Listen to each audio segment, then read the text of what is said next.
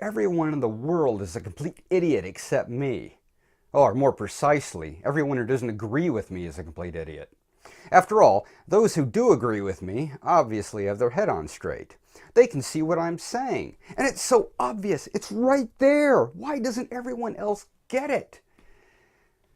Well, probably everyone in the world feels that way sometimes. Maybe even all the time. Heaven knows I do. And I know better. It goes against everything I believe. And yet, I do it over and over and over again. Why? My brother and I were having a conversation the other day. Both of us have a tendency to speak in this very rationalistic, intellectual, robot-like way. And yet even we have trouble communicating sometimes. He was talking about a conversation he was having with a friend of his several days before, where one of them seemed to be coming from a more emotional standpoint and one of them from a more analytical standpoint. And it took them about a half an hour or so to finally realize that they were both saying the same thing. A few minutes later, my brother and I pretty much had the same thing happen. And both of us kind of speak the same language in that respect, and we still had trouble communicating. And this got me thinking about one of the many communication problems that pretty much everyone has in the world. This analytical versus emotion concept.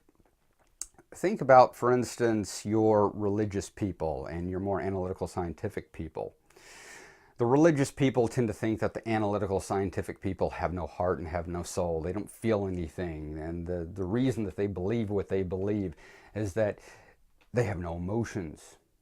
And the analytical scientific people tend to think that the religious people never think about anything. They just believe this stuff without any thought.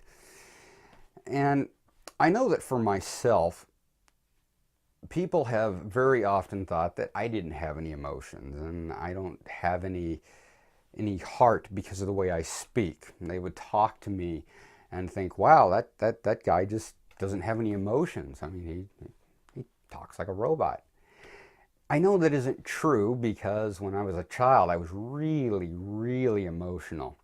In fact, I look back and realize that in many ways, the ways that I speak and come across are actually a reaction to all of that emotion. You could say it's a way of keeping me from crying because that's what I did all the time as a child. In reality, it's kind of a defense mechanism. And so when people say, I can't believe you don't really feel anything because you sound like such a robot, I realize that it's really just a filter. And in many ways, we're all just talking to each other's filters. And those may be mirroring what's inside us, and they may simply be reacting to what's inside us. See, something that we realize in Omnism is this equational concept, like in algebra. What is true on one side must be true on the other side. If you know anything about alchemy, as above, so below. In this case, I know for myself that since I'm an extremely emotional person who simply comes across as being very androidal, then it must be true for other people as well. Not just true for people who appear analytical and actually have deep emotions, but also people who seem to have deep emotions but don't seem to think much.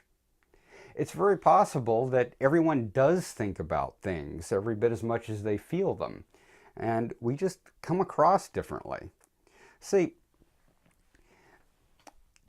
there's one thing, or rather it is one thing to give another person the benefit of the doubt, and it's another thing to not only give them the benefit of the doubt, but to come to fundamentally realize that we really are all the same, and we really all do have these same emotions and these same thoughts, and we're just trying to put them together in different ways, and we come across in different ways, and it takes us so long to communicate because of that. Think about Republicans and Democrats. You've got the bleeding heart liberal Democrats and the cold calculating Republicans, and that's the way they see each other, regardless of the fact that the opposite may very possibly be true. I know how it seems, but it's the real center of this type of thinking is learning to look beyond that, and sometimes not just look beyond it, but simply believe beyond it. Because once we realize those things, as I've said before, we start to find evidence of them. Well, as usual, I'm the Urban Omnist, and I hope everything I've said hasn't just come across as cold and calculating. I'll see you guys next time. And guys, please don't forget to support us as much as possible by clicking subscribe, liking us on Facebook and Twitter, and please, please, please, please, please send me those questions right at this address.